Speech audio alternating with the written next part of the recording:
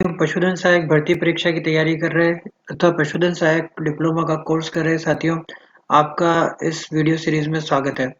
आज हम फार्माकोलॉजी का अध्ययन करेंगे। साथियों, यदि आप निःशुल्क टेस्ट सीरीज से जुड़ना चाहते हैं तो सब्सक्राइब करें मेरे चैनल को और कमेंट बॉक्स में अपना ईमेल आईडी लिखें ताकि आप निःशुल्क टेस्ट सीरीज से जुड़ सकें। आज हम यहाँ फार्माकोलॉजी का अध्ययन करेंगे। फार्माकोलॉजी पशु चिकित्सा औषध प्रभाव विज्ञान भी इसे कहते हैं। थ्योरी अगर इस सिलेबस की देखें तो सिलेबस बहुत ही लंबा चौड़ा है इसका, और इस वेब सीरीज के अंदर हम इस के लंबे चौड़े सिलेबस को एक समराइज फॉर्म में और अच्छे फॉर्म के अंदर अध्ययन कर पाएंगे ताकि 1.5 से 2 घंटे के अंदर आप पूरा कोर्स कवर कर पाए। अन्यथा आप अगर एक टॉपिक को बुक से पढ़ने बैठे तो 1.5 से 2 घंटे तो उसी में लग जाएंगे। पूरा कोर्स कवर करने की हम एक के बाद एक कोशिश करेंगे और विभिन्न बिंदु अनुसार इस कोर्स को पूरा कर लेंगे।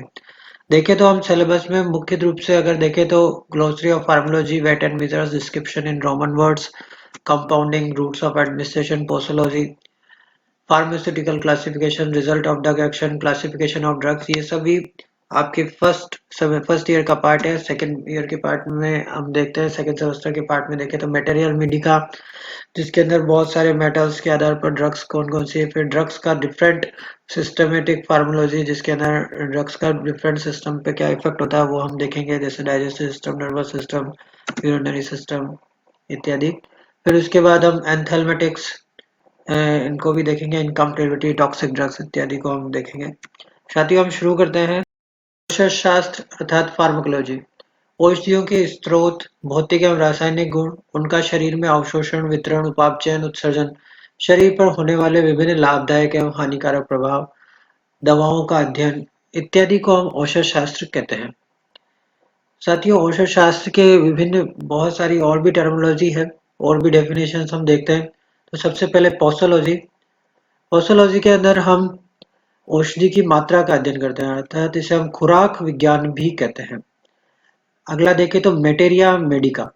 इसके अंदर हम उस किसी भी औषधि के स्रोत यानी कहाँ से वो मिली, उसके सोर्स, उसके केमिकल और फिजिकल प्रॉपर्टी। जैसे हम हींग की बात करें तो हींग फेरुला फोटिडा से मिलता है, और रासायनिक भौतिक गुणों के अंदर देखें तो ये ओलियोरेजिन प्रकार का होता है और कार्बोनेटिव का वर्क करता है। इसी तरह से हम देखें तो फार्माकोकाइनेटिक्स, दवाओं का अवशोषण, वितरण और उपापचयन का अध्ययन।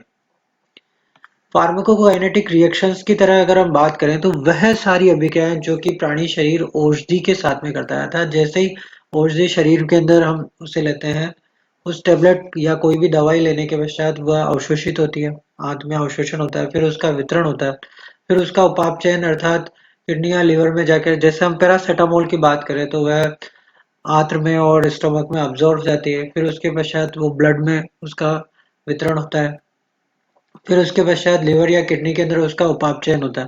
तो ये सारी क्रियाएं फार्माकोकाइनेटिक रिएक्शंस कहलाती है, अर्थात वह सभी अभिक्रियाएं जो प्राणी शरीर औषधि के साथ में करता है। फिर अगर बात करें तो फार्माकोडायनामिक्स की। फार्माकोडायनामिक्स का अर्थ है लाभ अथवा हानिकारक प्रभाव। औषधि प्राणी शरीर के साथ में जो कार्य करती है अथवा औषधि द्वारा प्राणी शरीर पर जो डाला गया प्रभाव है वह फार्माकोडायनामिक रिएक्शन कहलाता है। अर्थात जैसे मान लीजिए पैरासिटामोल की बात करें तो वह शरीर के तापमान को नियंत्रित करती है, तापमान को कम करती है, शरीर में पसीना लाती है, दर्द निवारक का काम करती है, सूजन को कम करती है। तो ये सारी चीजें फार्माकोडायनामिक्स रिएक्शन कहलाएगी। चौथा टर्म देखें, फार्मकोग्नोसी। फार्मकोग्नोसी दवा की पहचान करना, अर्थात आइडेंटिफिकेशन और डिटेक्शन करना, पता लगाना कि ये दवा कैसे बनती है। फिर देखें मेट्रोलॉजी, औषधियों के भार और माप का अध्ययन हम मेट्रोलॉजी के अंदर करते हैं। फार्मेसी, औषधियों को इकट्ठा करना, बनाना एवं विभिन्न रूपों में मिश्रित करना तथा उन्हें खुराक के रूप में देना, अर्थात उसे उस फॉर्मेट के अंदर बदलना जिससे हम उसे ले सकें, उपयोग में ले सकें, उसे फार्मेसी कहते हैं। फार्मास्यूटिकल्स, अधिक मात्रा के अंदर दवाओं का उत्पादन करना, large scale production of medicine is known as pharmaceuticals. फिर देखें फार्माकोपिया। फार्माकोपिया क्या है? यह एक प्रकार की पुस्तक है जिसमें विभिन्न प्रकार की औषधियों के नाम एवं स्रोत लिखे हुए रहते हैं। एक प्रकार की बुक है। उसमें औषधियों के नाम, स्रोत, उनको बनाने के तरीके, उनकी शुद्धता, परीक्षण संबंधी सारी जानकारी इत्यादि इसके अंदर होती है, और उस देश की सरकार के अधिकृत अधिकारियों के द्वारा इसे प्रमाणित किया जाता है। आगे हम देखें तो इंडियन फार्माकोपिया, जिसे हम आईपी के नाम से जानते हैं, बहुत सारी मेडिसिन के आगे आईपी, बीपी, यूएसपी लिखा होता है, वो विभिन्न प्रकार की फार्माकोपिया से संबंधित है। आईपी की बात करें तो इंडियन फार्माकोपिया सन 1956 में पहली बार पब्लिश हुई थी। उसके बाद भी लगातार पब्लिश होती रहती है। BP British pharmacopoeia, USP United state pharmacopoeia. आगे हम देखते हैं मेट्रोलॉजी।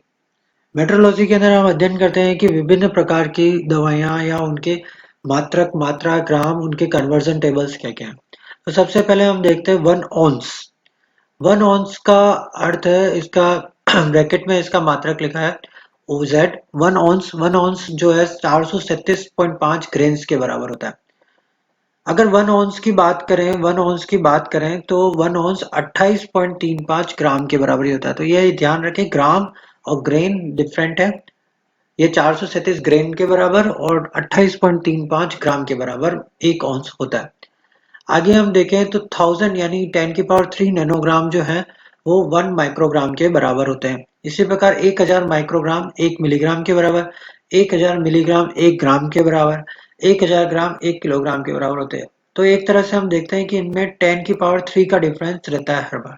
तो सबसे ऊपर ही ऊपर अगर हम देखें तो सबसे ऊपर नैनोग्राम, फिर उसके बाद माइक्रोग्राम, और फिर उसके बाद हम देखें तो मिलीग्राम, और उसके बाद हम देखें तो ग्राम, और उसके बाद हम देखें तो किलोग्राम।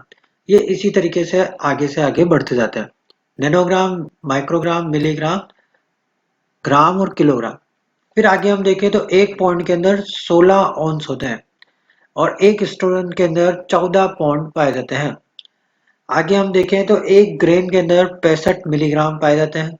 एक मिलीग्राम के अंदर 1/65 ग्रेन होंगे। जैसे इसका रिवर्स हो गया, एक ग्राम के अंदर 15.43 ग्रेन, एक पौंड में 453.59 ग्राम। ये वेरी इंपॉर्टेंट है, ज्यादातर पूछा जाता है पौंड में कितने होंगे। पौंड और ऑन्स भी पूछे गए हैं बार बार, इन्हें रटना पड़ता है। इस तरह से आगे देखें तो 1 लीटर के अंदर 1000 ml होते हैं। आगे देखें तो एक पिंट के अंदर 568 सीसी, 568 सीसी मतलब क्यूबिक सेंटीमीटर, 568 सीसी होंगे। इसी तरह से हम देखें तो एक टी स्पून में 5 ml, एक डेजर्ट स्पून के अंदर 10 ml, एक टेबल स्पून के अंदर 15 ml और 2 टेबल स्पून के अंदर 30 ml होते हैं। एक टी कप में, यहाँ टी कप की जगह केवल कप भी हो सकता है एग्जाम्स के अंदर, तो उसे 250 ml होते हैं। एक वाइन ग्लास फुल के अंदर 60 ml और एक टम्बलर फुल के अंदर 450 to 600 ml। साथियों, ये मानक जो हमने पत्र यहाँ श्रद्धालु बात करी है, ये यूके सिस्टम की बात करी है। बहुत सारी जगह यूएस सिस्टम की भी यहाँ पे दी हुई रहती है। यूएस सिस्टम के अकॉर्डिंग पिंट की मात्रा या पिंट की मात्रा करें तो यूएस सिस्टम के अंदर एक पिंट 437 के बराबर ही होता है, 437 सीसी के बराबर ही होगा। इनकी मात्रा जो है अलग अलग देशों में अलग अलग अनुसार बदलती जाती है। साधारणतः यूके और यूएस दो पद्धतियां चलती है। हम यहाँ यूके की बात कर रहे हैं तो एक टी स्पून में 5 ml, एक डेजर्ट स्पून में 2 टेबल स्पून के बराबर होगा अर्थात 10 ml। एक टेबल स्पून जो होगा वो 3 टी स्पून के बराबर होगा अर्थात 15 ml। 2 टेबल स्पून 30 ml के बराबर होंगे। और एक टी कप की अगर हम बात करें, एक टी कप की हम बात करें तो ये लगभग 250 ml के लगभग होता है। साथियों, अलग अलग किताबों में ये टी कप की या एक कप की जो मात्रा है वो अलग अलग दी रहती है, अलग अलग जगह अलग अलग दी रहती है। यहाँ पर विशेषकर हम याद रखें, हम यूके सिस्टम को ध्यान रखें। आगे हम देखते हैं उपचार पर्ची में काम आने वाले संक्षिप्त रूप या नाम। ज्यादातर ये लैटिन वर्ड से लिए गए हैं।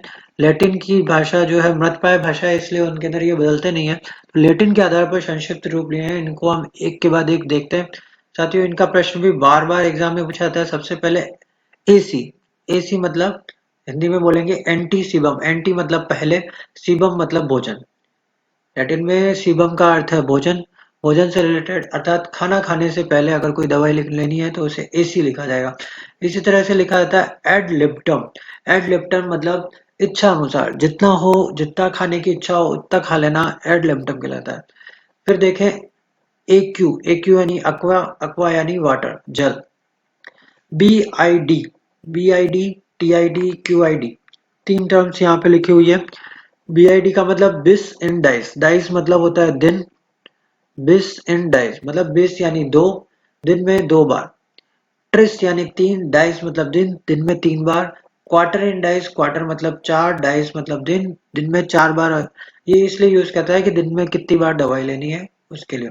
आगे हम देखें, इलेक्ट, इलेक्ट मीन्स इलेक्चुरी यानी चटनी, लिनिमेंट, लिनिमेंट यानी लेप, लिन लिखा जाता है। इस तरह से हम देखें पीसी, पोस्ट सीबम, पोस्ट मतलब बाद में, सीबम मतलब खाना, खाना खाने के बाद में। पल्वराइज यानी पाउडर या चूर्ण। क्वांटर रेक्टम, रेक्टम मतलब रेक्टिफाई कर देना, क्वांटम मतलब क्वांटिटी, यानी सही मात्रा के अंदर अगर कोई क्वांटिटी लेनी है तो उसे क्वांटम रेक्टम कहेंगे। इस तरह से क्वांटम सफिशिएंट, क्यूएस बोलते हैं जिसका अर्थ है आवश्यकता अनुसार। ओएस ओपनिंग या ओस बोलते हैं, इसका अर्थ है छिद्र। होस्टस, होस्टस को सामान्य भाषा में ड्रॉट भी बोलते हैं, और या ड्राफ्ट भी, अगर यूएस की इंग्लिश के अंदर बात करें तो इसे ड्राफ्ट कहते हैं। इसका अर्थ है एकदम तैयार करके उपयोग में लेना। और एसओएस का मतलब है साई ऑप्टेसोइस, अर्थात जब भी जरूरत हो या आपात स्थितियों में जब भी जरूरत हो ये कार्य करना, या आपात स्थितियों के अंदर कोई चीज दवाई लेना, या आपात स्थितियों में किसी नंबर पर कॉल करना है, तो वह एसओएस के रूप के अंदर लिखा जाता है। साथियों, ये हमने विभिन्न प्रकार की टर्म स्थिति जो भी एग्जाम के अंदर पूछी जाती है। साथियों, आप पहली बार अगर मेरा चैनल देख रहे हैं तो सब्सक्राइब करें मेरे चैनल को और प्रेस करें बेल आइकन को, ताकि आप रेगुलर अपडेट्स देख सकें।